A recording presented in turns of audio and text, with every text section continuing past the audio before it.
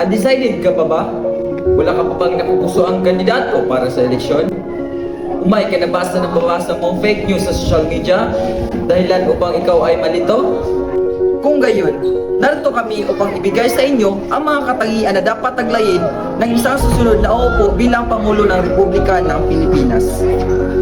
Isa sa dapat taglayin na susunod ng Pangulo ng Pilipinas ay may pagmamahal sa kalikasan. Dahil ito ang natitirang yaman ng ating bansa. Kung wala ito, bababa ang ekonomiya natin. Dahil dito tayo kumukuha ng lahat ng pangangailangan natin. Pumili tayo ng isang Pangulong may malasakit sa ating kalikasan, mga magsasaka at iba pang may kinalaman sa agrikultura. Pangalawa, may malasakit sa kanyang mamamayan. Isa sa dapat nakatandaan ng isang pinuno ang may pagmamahal at pag-alaga sa kanyang nasasakupan. Piliin natin ang may mabuting puso na tutulong sa mga mahihirap na mayahon sa hirap at ibigyan ng kaginhawa. Pangatlo, papakinggan ang boses at dinanayin ng bawat Pilipino.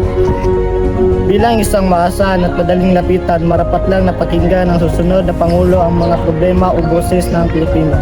Bigyang solusyon ang mga problema ng mahihirap, ibigay ang pangangailangan na kailangan nila, bibigyan ng boses ang mahihirap at siyempre susuportahan ka kahit sino ka man. Pangapat, may magandang plano para sa kinabukasan ng ating bansa. Sa dami-dami politikong manliligaw ng ating boto, dapat nating suriing mabuti ang intensyon nila sa pagtakbo.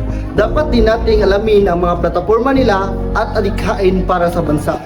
At panghuli, tapat at hindi magnanakaw. Piliin mo ang taong tapat at ipaglaban ka. Hindi ang taong pumapasok lang sa politika upang magkapera. Mag-isip at magsaliksik ng mabuti dahil kinabukasan ng bayan at ng bawat isang Pilipino ang nakasalalay dito. Huwag tayong papaloko sa mga mababawong politiko. Maging kagaya ni na Basilio na may malasakit sa lipunan at si Simon na handang wasakin ang katiwalian sa lipunan. Kaya bumoto ng tama para maging daan sa pagbabagong tinatamasa. Huwag basta-basta bumoto lang.